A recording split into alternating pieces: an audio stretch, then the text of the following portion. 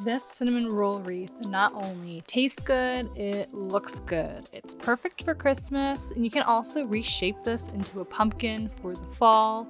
It's just a creative take on cinnamon rolls. Before getting started, I do want to note that this recipe is super easy, but it takes quite a bit of time.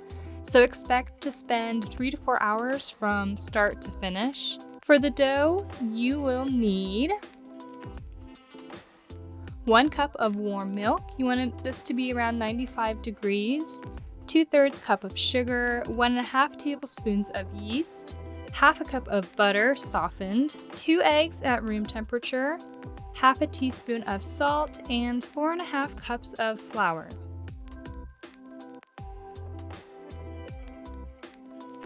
In the bowl of your mixer, combine the sugar, milk, and yeast.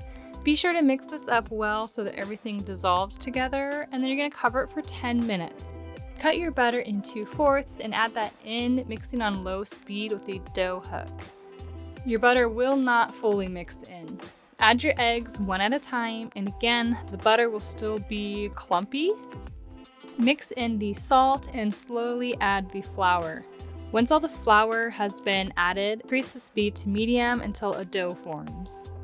From here, you're going to mix on medium-high for 6 minutes.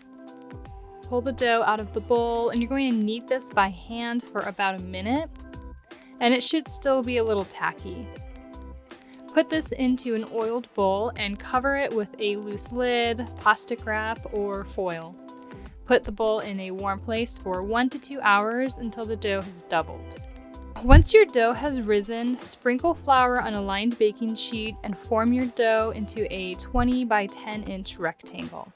You can just press this out with your fingers, roll it out with a pin, or even just stretch it into shape. You will need 6 tablespoons of softened butter, 1/2 cup of sugar, and 1.5 tablespoons of ground cinnamon. Spread the butter all over your dough and combine the sugar and cinnamon and sprinkle evenly on top. Tightly roll your dough into a log, pinching the seam closed. Then you're going to shape it into a circle in the middle of your pan. Try to keep the center diameter between 3 and 4 inches. Cut 1-inch slices using a serrated knife. You want to only cut 3/4 of the way through. I don't count my cuts, but I do end up with around 20 slices. Gently pull one slice away from the center and twist it so it's laying on its side, and continue doing this, overlapping them until you have worked all the way around.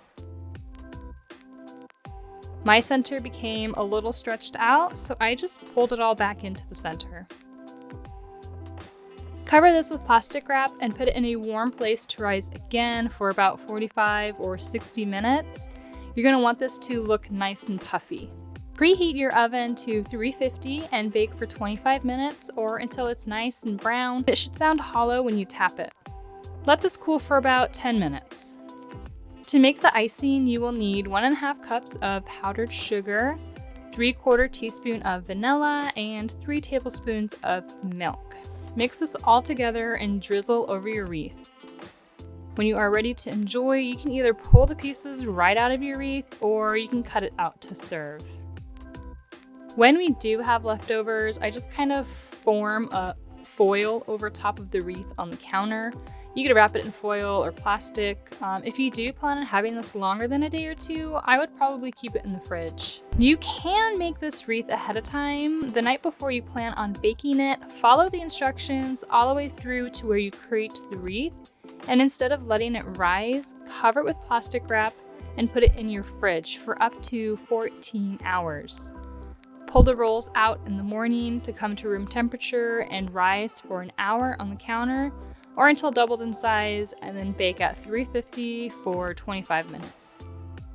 I hope you enjoy this creative take on cinnamon rolls, and I would like to say thank you to Sally from Sally's Baking Addiction. She has some amazing recipes.